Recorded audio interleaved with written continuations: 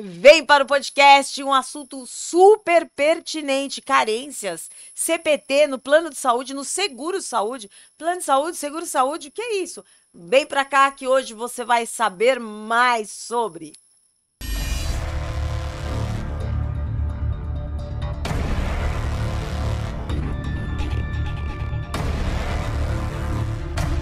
Olá, pessoal, vamos para mais um podcast.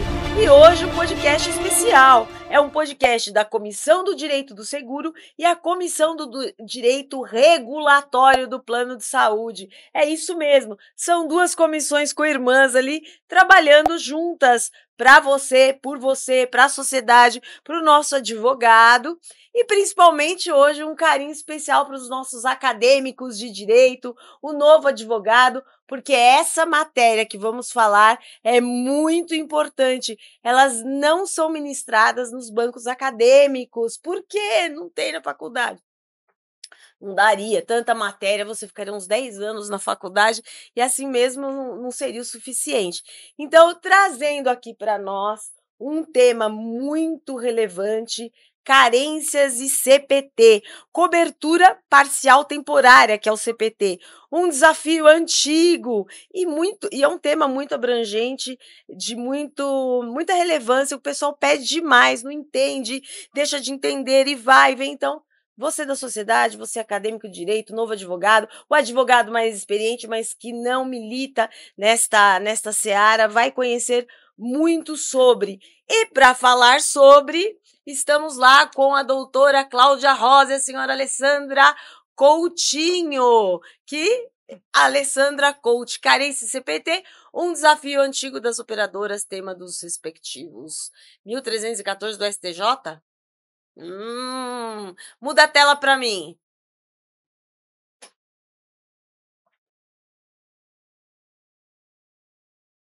E vamos aí pro... Nossa, as duas têm currículo imbatíveis, hein? Os currículos imbatíveis. Doutora Cláudia Rosa, advogada, formada pela Unesp, Universidade Estadual Paulista, pós-graduada em Direito Processual Civil pela ESA e em Direito Autorial e Propriedade Intelectual. Possui também especialização em Direito Empresarial do Trabalho pela FGV e Executive MBA Fusões e Aquisições pela FGV. É especialista em Direito Regulatório em Saúde Suplementar pelo INSPER, Estratégia e Gestão de Valor na Saúde Suplementar, com especialização ainda em Imersão Regulatória em Saúde Suplementar pela Universidade Corporativa da Saúde.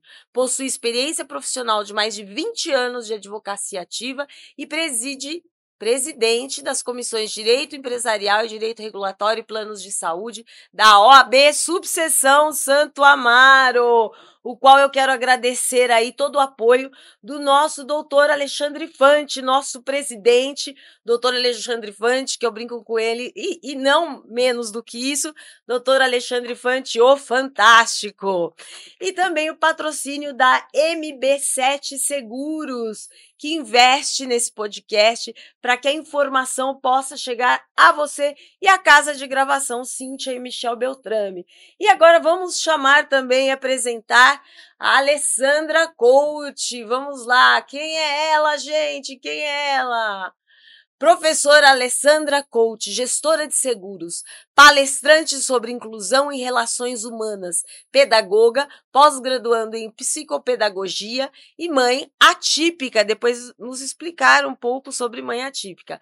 Ao longo dessas 3 décadas, ajudou milhares de pessoas e empresas a entenderem e resolverem suas demandas na contratação de planos de saúde, seguros de vida e outros ramos. Atua além da venda, sua referência está em orientar clientes de forma clara, ética e personalizada, promovendo segurança, confiança em momentos decisivos. Mãe atípica, uma vivência que tornou ainda mais sensível às relações humanas. A partir dessa experiência, atua como palestrante, levando às empresas uma nova forma de enxergar a vida, o atendimento e as relações com clientes com deficiência, com respeito, naturalidade e profundidade. Sejam bem-vindas, bem-vindas ao podcast. É uma honra para nós recebê-las. Vocês que, em primeiro lugar, se preocupam com a vida e com a saúde das pessoas antes de qualquer demanda e preocupadas ali se debruçam e entendem muito a respeito. Eu, Cíntia Beltrame, que estou aqui apresentando esse podcast, também trabalho há 35 anos nessa área, mas hoje quero me conter aqui e fazer a vez, dar voz à dúvida do advogado, à dúvida do acadêmico de direito, à dúvida da sociedade. Então, eu vou me conter aqui um pouquinho e trazer um pouco do case de perguntas e dúvidas de todo o pessoal aí em geral. Ok, gente? Então, vamos lá. Sobre esse tema de carências e CPT, eu já vou falar até assim, o que tem a dizer doutora Cláudia?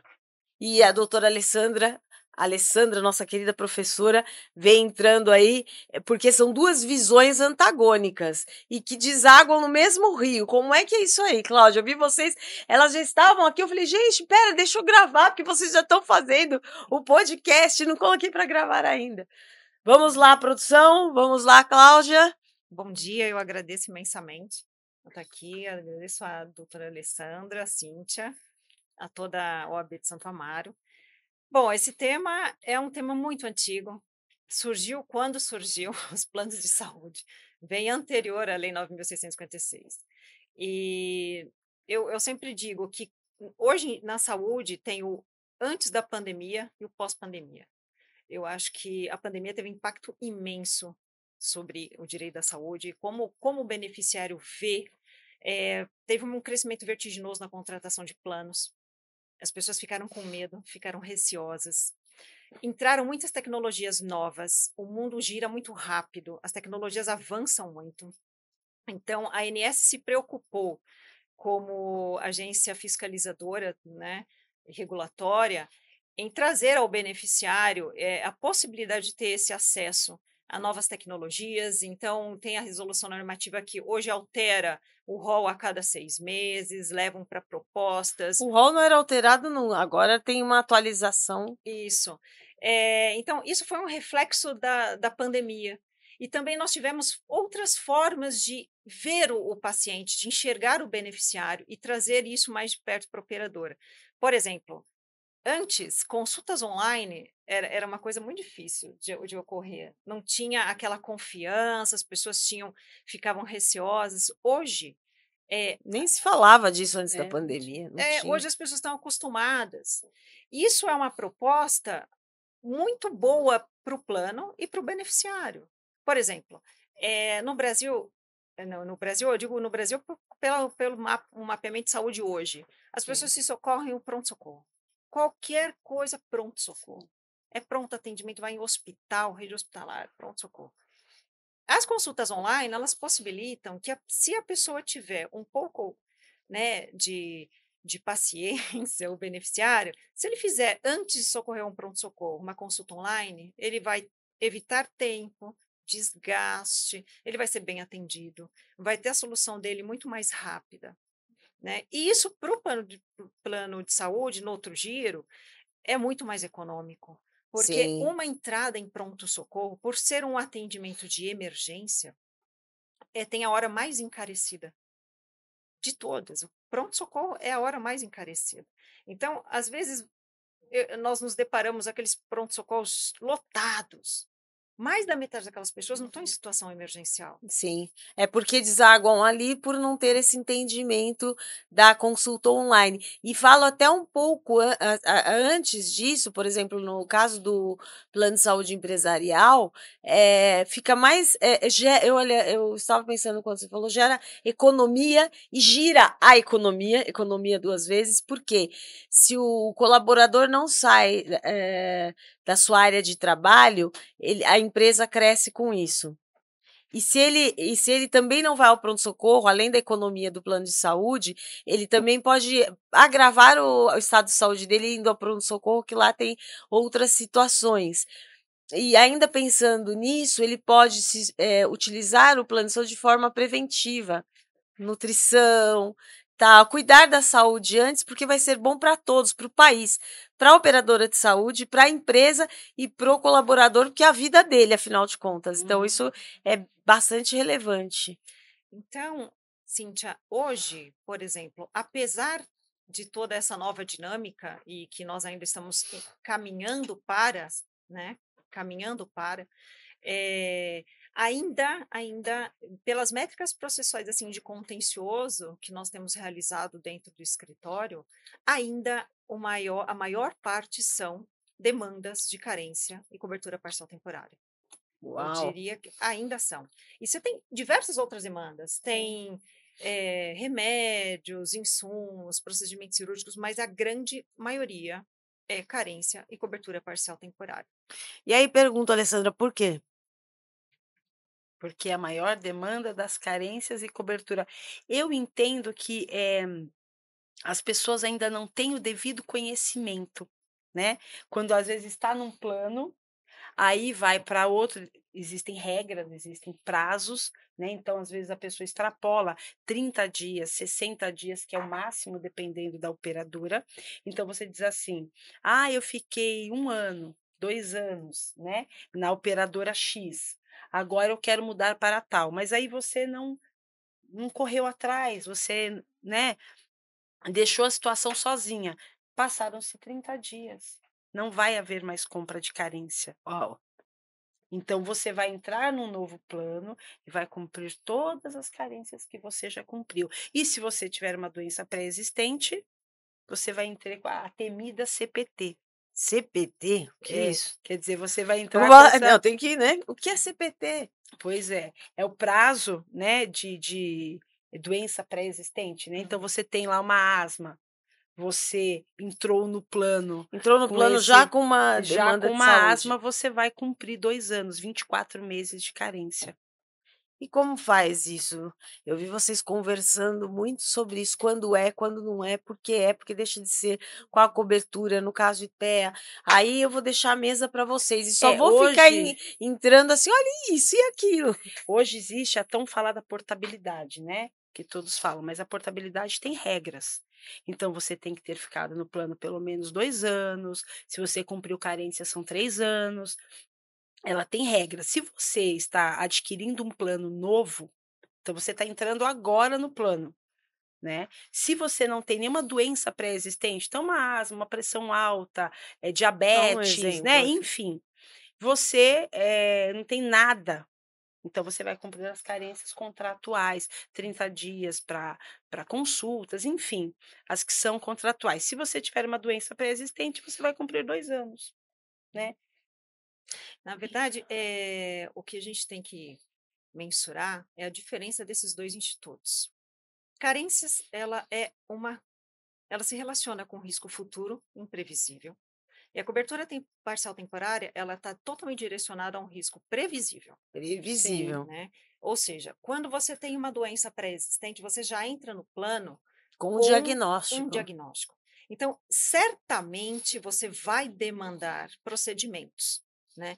Mas as restrições, essa limitação de atendimento, ela é prevista na Lei 9.656, no artigo 11, né? E ela deve estar bem estabelecida em contratos. Hoje, as seguradoras e os planos de saúde têm isso muito bem estabelecido em contrato. Por quê? Quando o Estado concedeu às empresas privadas a exploração do ramo da saúde, que está lá erigida no artigo 6º como direito social. Por que que ele concedeu? Porque ele tem a obrigação universal de atendimento à saúde, mas ele não dá conta. A demanda é muito Por isso grande. sim, suplementar. Por sim. isso, suplementar. Ele não consegue dar conta da demanda. Então, ele concede esse direito às empresas de explorar este ramo. Está lá no artigo 199 as limitações constitucionais Sim. deste ramo. Cria agência fiscalizadora, norteadora, para criar parametrizações. O que acontece? O plano de saúde, ele pode recusar um contrato de um beneficiário? Não, ele não pode. Eu quero contratar, ele vai ter que deixar que eu entre no contrato, nesse serviço. Ele não pode. Então, o que ele faz? Se ele não criar mecanismos de regulação que é o que tem nos contratos, que seria um mecanismo de regulação, limites de alguns atendimentos. Porque senão ele não consegue equilibrar a situação atuarial dele e também não consegue englobar os benefícios aos outros pacientes Sim, contratantes. porque são riscos. Uhum. E é Exato. uma empresa que é privada, ela precisa ter lucro. lucro. Um exemplo, eu contrato hoje um plano, eu pago em média aí R$ 400 pela mensalidade, mas amanhã eu apareço no pronto-socorro com uma doença, com uma neoplasia, e dou um gasto para o plano de 500 mil. Aí as pessoas pensam, mas eu estou pagando, o plano é obrigado a cobrir, né? Sempre essa Essa mentira fala esvaziada. é bem recorrente. Só que assim, se nós pensarmos todo o ecossistema de saúde, a partir do momento, por que o plano ele consegue ter valores mais bem direcionados junto às clínicas e às redes hospitalares? Porque ele trabalha com agrupamentos de contrato. Então, quando você contrata o seu plano, você é indivíduo, por mais que você tenha um plano coletivo que tenha lá 5 vidas, ou 6 vidas, ou 7, ou até 30, esses contratos eles são juntados em agrupamentos, em grupos.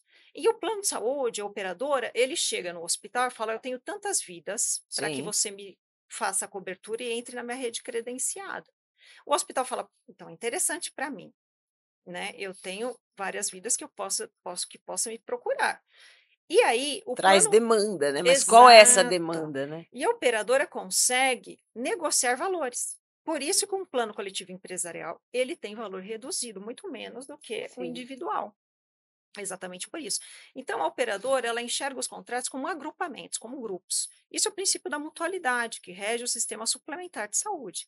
O da universalidade, aquela obrigação de cobrir tudo para todos, é do Estado. Sim. Né? Sim. O da operadora é o princípio da mutualidade. Ou seja, eu tenho um contrato, nós estabelecemos limites, e quando um beneficiário encarece a rede de contratos, esse agrupamento, é dividido entre todos.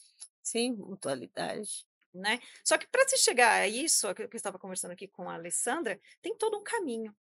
E esse caminho, às vezes, esse percurso, fica o beneficiário de um lado, a operadora de outro, e eles não conseguem se comunicar. E aquele ruído. Exato. Então, a operadora hoje ela tem que saber ouvir o beneficiário, cada vez mais perto, porque a Uau, operadora ela não consegue individualizar o seu caso. é E às vezes o sobre seu isso. caso precisa um olhar individualizado.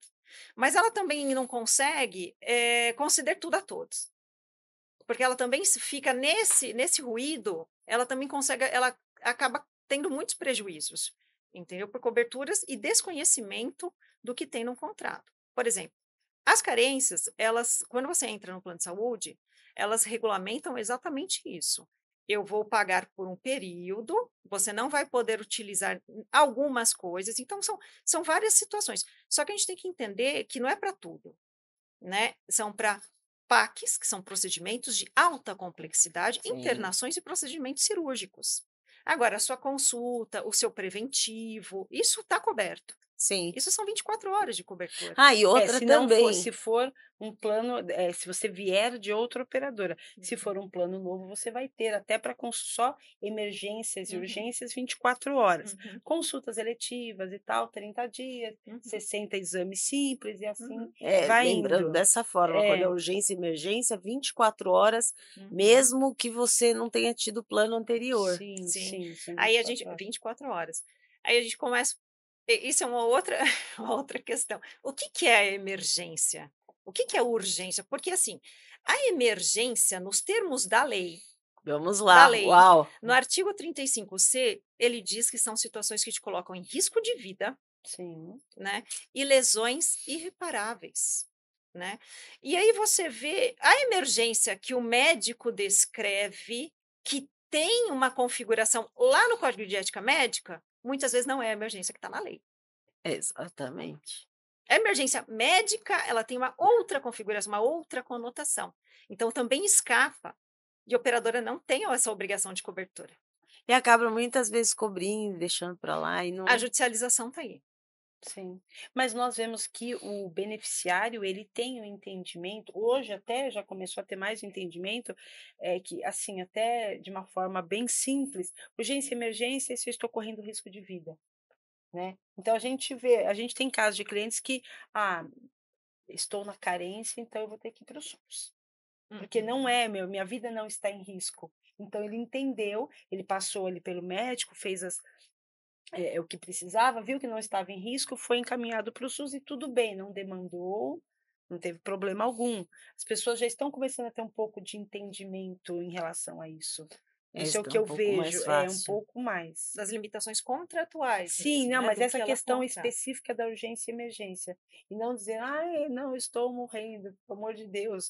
Não, Mas sua fala vida não para está mim em agora risco. vocês duas que eu acho importante.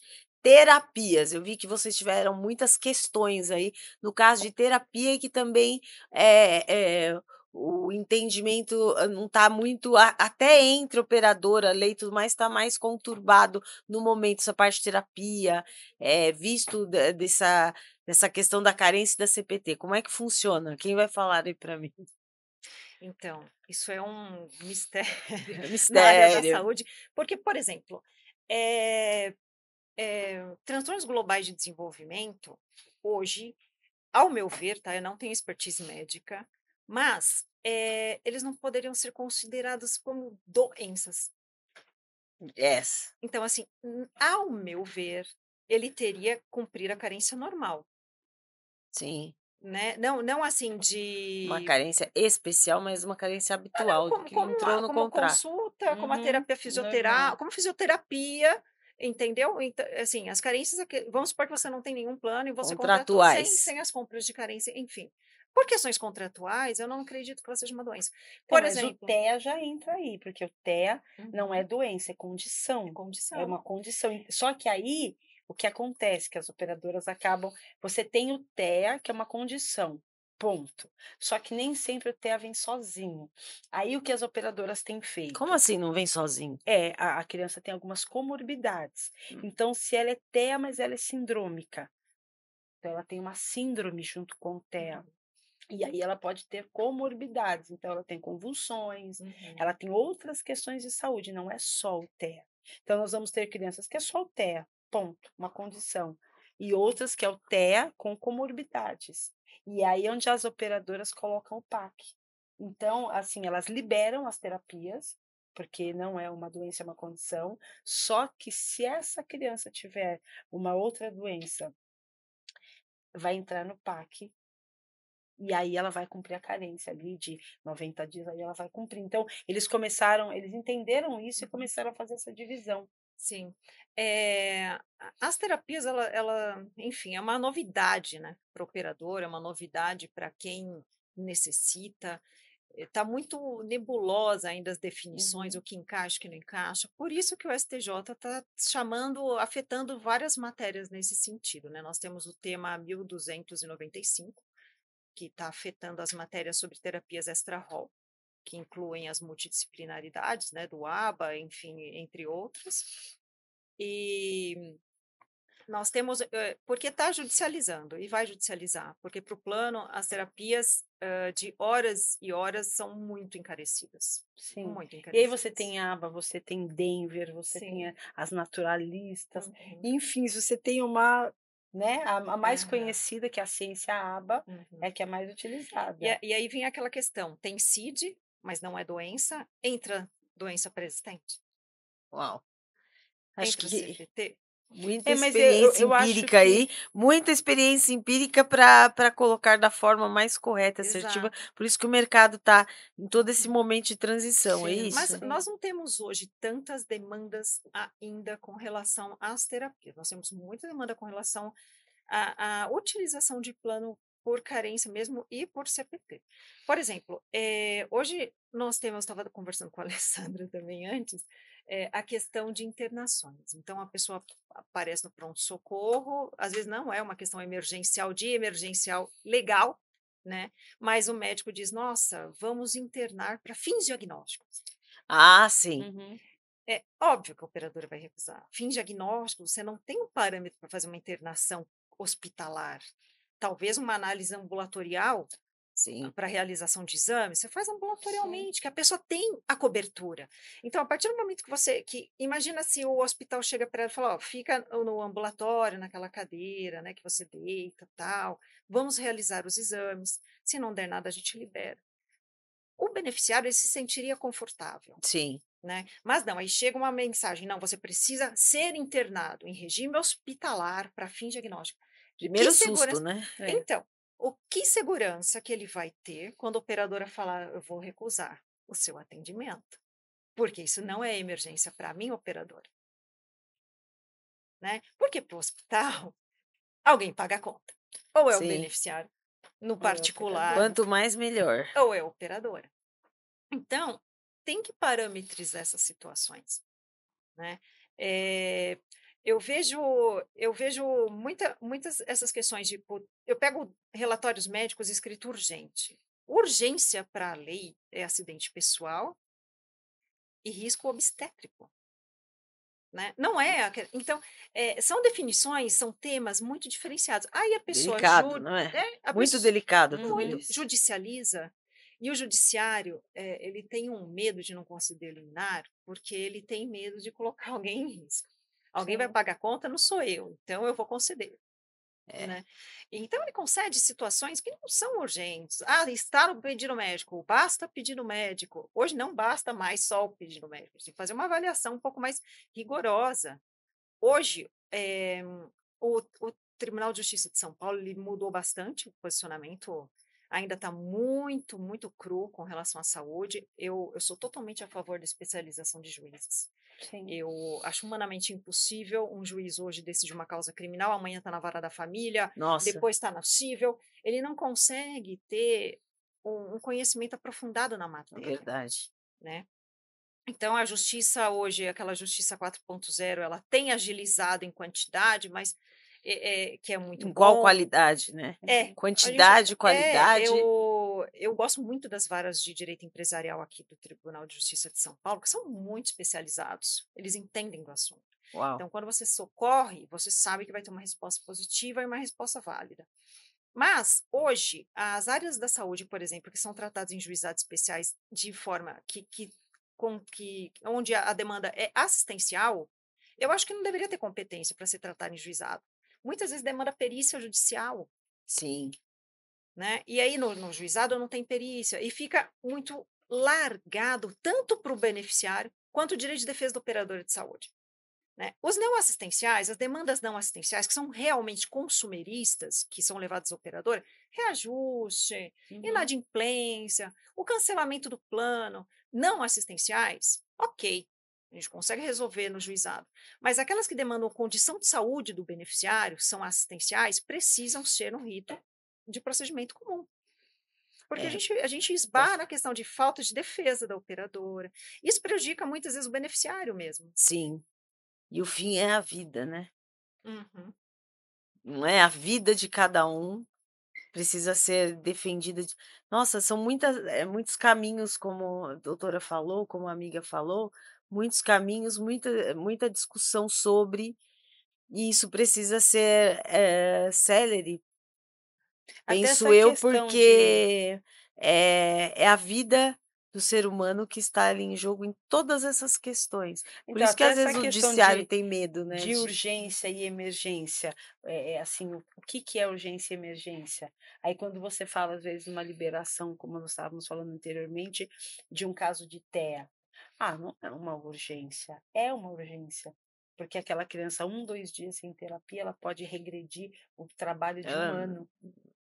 Então, isso é uma urgência, né? Imagina ela regredir, imagina ela começar a ter crises que ela já tinha deixado de ter, né? Então, é muito tênue essa linha, né? Do que é de Sim, fato, sim. de fato, porque nem sempre a vida está, ele não vai morrer, mas ele vai perder, ele vai andar para trás. São né? muitas Foi demandas novas, né? A saúde, ela tem, no Brasil, ela tem que ser repensada, mas a gente também tem uma mania de criticar a estrutura. Sim. Mas a estrutura no Brasil, ela é muito boa. Super. O pessoal fala, olha, é uma coisa que agora não como, como a entrevistadora que jornalista, mas como pessoa que trabalha na área de seguros. Geralmente o cliente me liga e fala, porque você sabe, né? Aqui no Brasil, eu falei, não, nesse caso, o senhor está precisando passear mais no exterior, porque o pessoal vem de lá se tratar aqui, não é só o brasileiro que mora lá. Às vezes o americano, o europeu sai de lá porque é muito bom aqui, todas, começando pela seguradora, que aprova muito mais, Até o que às vezes não precisa, ela acaba deixando, e lá fora não, é rigoroso, a seguradora, a lei, o hospital, né? Nos Estados Unidos, não é tchau. E aqui é muito paternalista ainda. Então, aí, parabéns para o Brasil, que o pessoal sempre fala que está à frente e tem uma medicina muito responsável. Eu gosto muito assim, tô falando lá na ponta, quando você atende o seu cliente, quando você está num plano de saúde ou num seguro-saúde nacional, sabe, é visto de uma forma muito mais humana do que lá fora. O Eu acho internacional, ele é mais... ele é Ele severo. ele é bem severo mesmo, bem mais rígido. E a cultura deles de utilização é diferenciada. Também. Eles sabem que eles vão ter que pagar uma franquia para ser atendido. Exatamente. Eles sabem, pelo menos em alguns estados dos Estados Unidos, e a partir do momento que ele entra numa rede hospitalar, ele já tem uma franquia que ele, se você tiver plano, você já paga a franquia. Exatamente. Fora as glosas que o seu plano manda, e você vai receber uma conta, independentemente do que você utilizou, você recebe. O modelo do Brasil do SUS, né, e da suplementariedade da saúde, ela veio da Inglaterra. Exatamente. Só que a cultura do inglês não é se socorrer a qualquer coisa, não é Corre tudo, pro não é hospital. emergência, né? É diferenciado. Por isso que a venda de alguns medicamentos nas farmácias são autorizados, você não precisa de receita, você vai, adquire. Porque as pessoas têm essa cultura de não se socorrer, né? Aqui, qualquer coisa, vou no pronto-socorro. Pronto-socorro virou assim. Leva o seu bolo já para o aniversário, passa no Nada pronto-socorro. contra, mas é uma cultura do Sim. beneficiário. Até porque nós estamos agora construindo essa cultura de cuidados da saúde no antes. Preventivo. Exercício físico, idosos não faziam. Hoje você vê eles com a roupinha de ginástica, indo para academia. Mas Então o Brasil está brasileiro nunca andando, né? trabalhou na prevenção, né? Seja em que área for. Mas muda muito o perfil, porque a sociedade brasileira está envelhecendo. Está. E Agora, agora o perfil precisa mudar. Uma coisa que eu acho no Brasil é que as pessoas, os beneficiários, os pacientes, eu como beneficiário, paciente, a gente não sabe procurar, yes. né? Por exemplo, eu tive um caso de uma demanda em que foi indicado ao paciente a utilização de imunoglobulina humana. Não era indicado para o caso dele, era off-label, mas o médico resolveu, porque, enfim, é um caso bem longo. Nós já entramos com 3 recurso especial, ganhamos alguns, mas a obrigatoriedade da operadora não é o custeio da imunoglobulina humana. Ela é obrigada, desde que é associada a alguma outra patologia, né, de acordo com a bula. Né, o off-label é o que está fora da indicação, prescrição médica. Se ele se socorresse ao SUS, certamente ele ganharia. Porque a obrigatoriedade do SUS é universal. Sim. E aí eu peguei várias NATJUS exatamente direcionada ao poder público, com a obrigatoriedade do poder público em realizar a saber cobertura. manusear as ferramentas também, Exato, é sobre isso, né? Exato. E aí, mal sabe o beneficiário que se ele tem um plano e o procedimento dele está dentro do rol e ele é atendido pelo SUS, o SUS cobra da sua operadora. Sim, a pessoa não sabe isso. Né? Por exemplo, eu sofri um acidente na rua, eu fui resgatado pelo SAMU, eu fui levado para o Santa Casa, para o Hospital das Clínicas, para depois se transportar a um hospital conveniado, credenciado. O SUS vai me cobrar todo esse trajetório, a ambulância, a internação clínica e o transporte para o hospital credenciado. Tem todas essas... O pessoal, às vezes... Não, mas aí foi o SUS. Não, foi o SUS, mas tem todo... E o nosso respeito pelo SUS, porque também falam do SUS, mas lá fora não tem nem SUS. Sim, é exatamente isso. Agora, o que nós tínhamos, o que eu acho, assim, que tem que mudar de proposta na saúde, talvez tenha, na Alemanha, por exemplo, o Estado é responsável pela cobertura integral de doenças e patologias graves e raras. Lá tem a saúde suplementar. Sim. Mas a saúde suplementar não é responsável pela cobertura de situações de doenças neoplásicas. Isso cabe ao Estado. Por quê? Porque eles desenvolvem tratamentos de ponta dentro de hospitais universitários. Então, o que encarece muito os planos, eles são direcionados para a obrigatoriedade do Estado. Verdade. Então, ela flui de uma forma mais tranquila. Ou seja, o suplementar de fato seria É suplementar, suplementar. porque aí ele trataria, você se trataria quando para não ter, como nós falamos O anteriormente, o preventivo. preventivo, os exames, aquela coisa que você faz anualmente, com tranquilidade, né, um acidente, uma coisa assim, e não a doença mesmo mais grave, né? Uhum. E Isso a é pandemia verdade. trouxe algumas situações bem críticas, porque nós ficamos aí praticamente 3 anos, sem as pessoas irem aos hospitais, às clínicas, fazerem exames. Verdade. E hoje a gente tem um grau de gravidade de doenças que não foram detectadas antes e que hoje estão encarecendo todo o sistema. Por quê? Porque a pessoa não foi fazer o preventivo dela e quando está descobrindo agora, está muito Uhum. avançada. Já está avançado. A própria Covid fez com que isso acontecesse, porque ficamos presos em casa, não fazendo exames, e aí, Exato. me corrijam se eu estiver errada, aí que essa consulta online ajudou na Covid e foi disseminada, porque alguma coisa que você já pode, mesmo ali confinado no lar, ir tratando de uma forma até poder sair e poder fazer os exames novamente na época, né.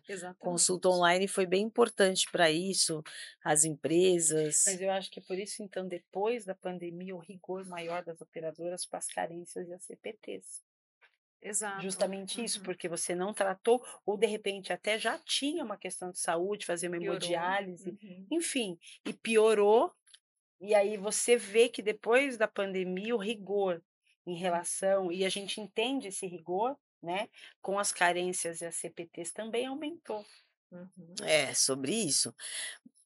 Queridas, nós temos 5 minutos para cada uma agora, para terminar o episódio. Alessandro, o que você gostaria de deixar para os nossos telespectadores aí, para o nosso público, para nosso querido Instagram?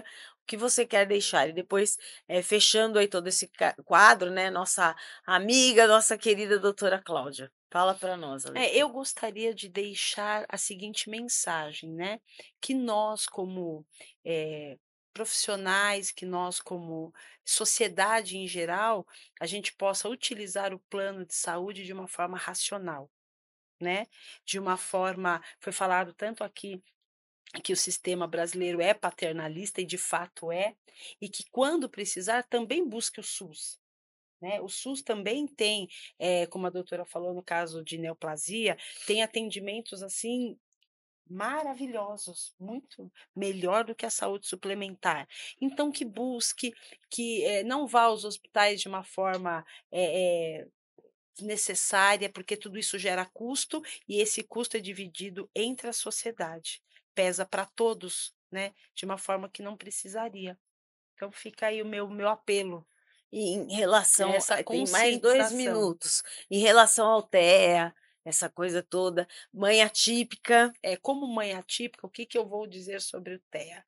Eh, Na minha experiência, são 14 anos como mãe atípica, vivenciando diariamente. A minha filha, vamos dizer, ela é um nível 3 de suporte, né, sindrômica, e tem uma síndrome rara. E aí o que acontece? Eu vejo em muitas clínicas, eu acho que virou um, um desespero, né? Teve um atraso no desenvolvimento, é TEA, corre. Não, eu já vi muitas mães nesses 14 anos que tiveram o diagnóstico e depois o médico disse: não, não é TEA. O seu filho, no máximo, um TDAH leve, ou o seu filho, ele é assim, ele é mais expansivo, ele é mais agitado, Ele é né? mais Cíntia. É, nada que de repente, 1 hora de psicólogo, 2 horas de psicólogo por semana não ajudasse, mas você não precisava colocar a criança em 20 horas semanais dentro de uma clínica desnecessariamente. E aí, aqueles que precisam de fato de terapias de 20 horas semanais, de 25 horas semanais, acabam sendo penalizados, né? Uau. Então, que os pais revejam um pouco, meio que gerou um desespero, né? Meu filho tem TEA, não, ele não olha para mim, ele não olha nos olhos. Não, eu acho que o que eu Calma. tenho a dizer, vamos com calma, né? Porque o tratamento é bom, o tratamento é necessário, isso é indiscutível. Mas você colocar uma criança que não precisa, ou que precisa de menos horas ou que não precisa de uma terapia multidisciplinar, né? É tirar o espaço de quem precisa e também colocar o seu filho para vivenciar algo que ele não precisa vivenciar nesse momento. Obrigada. Fica E aí, vamos amiga. lá, doutora Cláudia, esses últimos 5 minutos, o que gostaria de deixar para o pessoal que está nos assistindo? Em primeiro, às vezes, como beneficiário, como paciente, a gente tem que entender que a operadora de saúde não é nosso inimigo, né? Eu Importante. vejo uma judicialização, umas demandas, como se fosse, né, aquela, você tem a obrigação de custear, você... Não, pelo contrário. Sem o beneficiário, não tem operadora de saúde, né? Verdade. Então, ele está ali para ajudar, para assistir, na pura, simples maneira de dizer, para criar uma assistência ao beneficiário, né? Então, também tem contrato, tem as limitações, tem que analisar, como disse a Alessandra, se é necessário mesmo me socorrer, ao pronto-socorro agora, né? Isso é realmente necessário? Ler o contrato, ter essa comunicação, isso também a operadora precisa aprender a ter essa comunicação mais individualizada, porque, de fato, a gente entende como agrupamentos de contratos, né? Como, Sim. e às vezes a gente precisa ter um olhar mais direcionado à questão individualizada daquele beneficiário, né? Muitas demandas seriam evitadas se tivesse menos ruído nessa comunicação. Se o beneficiário soubesse quando ele pode utilizar o plano, se ele soubesse que uma cobertura parcial temporária eu tenho uma doença, eu vou representar um risco para a operadora, ela não vai me cobrir, e não vai cobrir para procedimentos de alta complexidade, internações e cirurgias. Ele vai atender, mesmo dentro da doença preexistente, a consulta, o preventivo. Aí eu tenho uma lombalgia, mas eu posso fazer uma fisioterapia. Eu posso. Eu posso ir na consulta para ver qual o grau que eu estou? Pode, né? Ele não pode passar por cirurgia dentro dos 24 meses, porque isso é uma forma de você equilibrar o contrato, e não só o seu, o contrato de toda uma coletividade que está por trás ali, né? Então, é exatamente isso. Eu acho que tem que ter menos ruído nessa comunicação. A tecnologia está aí para ajudar. Uau. Consultas online, análise de exames de forma, até com a AI, né? Que o médico pode utilizar a inteligência artificial para parametrizar, para ver se realmente aquele procedimento seria necessário. Ele pode depositar os documentos, os exames e fazer uma pesquisa um pouco mais aprofundada. E hoje, o beneficiário, ele acha que a operadora não sabe se ele tem ou não uma doença. Mas, a cada 6 meses, a operadora tem que mandar, a cada 3 meses, tem que mandar o CIB. Ou seja, todas as informações que ela tem de todos os beneficiários, relatórios, prontuários, ela manda para a ANS. Hoje os dados são Exatamente. cruzados. A partir do momento que você vai para uma outra operadora, essa outra operadora recebe esse bloco das vidas. E ele vai saber tudo que tem, que aquele beneficiário teve. Né? A Exatamente. integralização de sistemas, ela é tão rápida E eficiente. que não tem mais como nós agíamos antes, é isso que eu falo, agíamos de uma forma antes da pandemia. E com a pandemia veio um avanço tecnológico tão grande que também criou essas possibilidades. Procede o CPF na farmácia? Na medicação que você compra e vai sendo registrada? Ou não procede essa informação? Eu acho que hoje não mais pela LGPD. É. Não, em farmácia, não. Esse tipo de transmissão de dados, não. Porque são Se não for, sigilosos. se não for receituário, porque Se não quando for receituário, Não, quando é receituário, sim, porque ele receituário, é de pessoal, às vezes ali no balcão a pessoa nem fica sabendo que tem um formulário que a farmácia preenche. Sim. Eu tenho até um tipo lá, depois mostro, tem que a farmácia preenche e notifica. Então, se você foi lá com a receita, mesmo que não seja uma receita azul de controlado ou de antibiótico, mesmo que for uma receita, é lógico que muitas não vão fazer isso, mas somente apresentar a receita de Novalgina com seu nome e tudo mais, pode-se sim informar. Falando Novalgina, assim, que é o remédio mais básico que tem, mas pode. Não. As operadoras, elas encaminham para a ANS as informações que elas têm dos Sim. pacientes.